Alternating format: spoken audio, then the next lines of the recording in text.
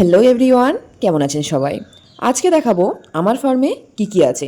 প্রথমেই বলে নিই, একটু ফাঁকা ফাঁকা লাগবে, কারণ আগের দিনই আমার মুরগি অর্ধেকেরও বেশি বিক্রি হয়ে গেছে। তো চলুন শুরু করা যাক। তো এই হলো আমার ফার্ম, এখান থেকে শুরু করে ওই অবধি। আর এখানে দেখুন একটা ইন্টারেস্টিং জিনিস, আমার এখানে হলুদ গাছ ছিল, সব গাছ আমার মুরগিরা খেয়ে নিয়েছে। আর এই যে এখানে আমি নিচে হাঁস পালন করি, উপরে হাঁসের বাচ্চা, আর এই দিকে পায়রা। একটুখানি পরেই দেখতে পাবেন আমার ষাঁড়ের গাদা। এখানে মোট 4টে আছে, একটা ভর্তি হয়ে যায়, তারপরে আরেকটা ভর্তি করি। এইভাবেই 3 থেকে 4 মাসের মধ্যে আমার ষাঁড় হয়ে যায়। আর এই ষাঁড়গুলো আমি দিই আমার ছাদ বাগানের গাছে। চলুন টুক করে একটু ছাদ বাগানটাও দেখিয়ে আনি। আমার এই ছাদ বাগানে আমি বিন্দুমাত্র টাকা খরচ করি না। মুরগির পায়খানা থেকে সার তৈরি করি, আর মুরগির ফিডের বস্তায় গাছ লাগাই।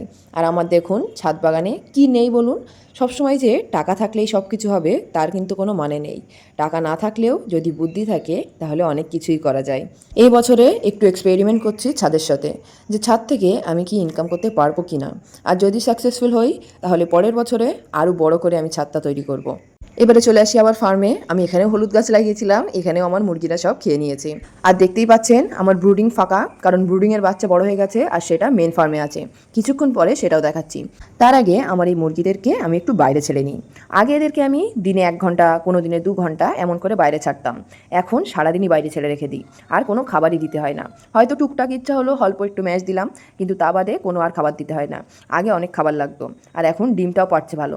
কারণ যেহেতু এরকম ষাঁড়ের গাদা আছে, এই ষাঁড়ের গাদা ওরা যখন খোঁচড়ায় তখন এর মধ্যে থেকে পোকামাকড় বের হয়, ওরা সেটা খায়। আর পোকামাকড় তো প্রোটিনের উৎস, তো যখন ওরা অত বেশি প্রোটিন খাচ্ছে তখন অবশ্যই ডিম তো বেশি পারবেই। এবারে প্রধান দারোয়ানের মাথা একটু চুলকে দিয়ে হাঁসটা ধরে নিলাম।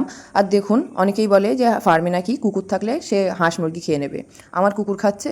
এদেরকে সেইভাবে ট্রেনিং দিতে হয় ছোটোবেলার থেকেই। যখন এরকম বাচ্চা হাঁস মুরগির সঙ্গে ওদের রাখবেন, তখন ওরাও এই জিনিসটাকে ফ্যামিলি হিসেবে মেনে নেবে।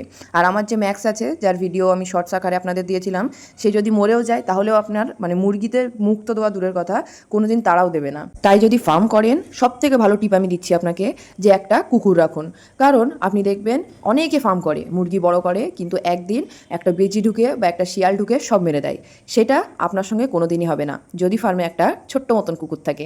আর আমি লোকের কথা কি বলছি, একবার বেজি ঢুকে আমার 40টা হাঁস আর 160 পিস বড় বড় মুরগি মেরে দিয়েছিল। জাস্ট একটা ছোট্ট ফুটো ছিল সেখান থেকে ঢুকে। ফার্ম করতে গেলে ক্ষতি অবশ্যই হবে, কারণ এমন কোনো ব্যবসা নেই যেখানে ক্ষতি নেই।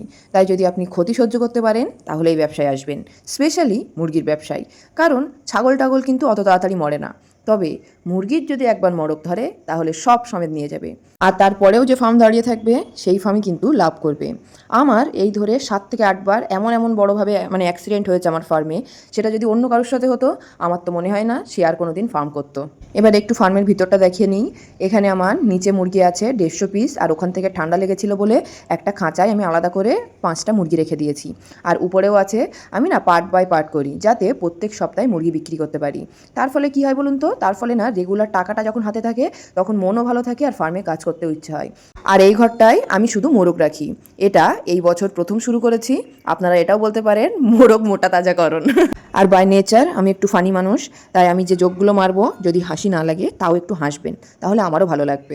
আর এখানে দেখুন আমার মুরগির জন্য আবার খাঁচা তৈরি হচ্ছে, কারণ ফার্ম আমি বড় করছি, মুরগি বেশি বেশি তুলছি।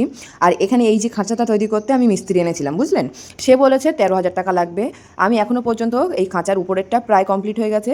আমার খরচ হয়েছে 7 টাকা, 7, ঠিক আছে?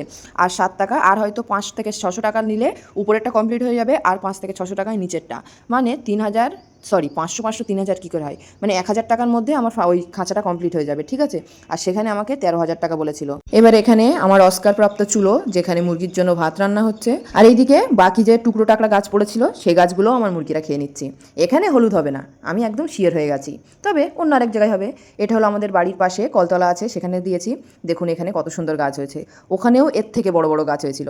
ও আরেকটা কথা, এবার থেকে রবিবারের পাশাপাশি বৃহস্পতিবারও সন্ধ্যে 6:30 করে ভিডিও দেওয়ার চেষ্টা করব। প্রমিস করছি না যে প্রত্যেকবার দিতে পারবো, তবে চেষ্টা করব। টাটা।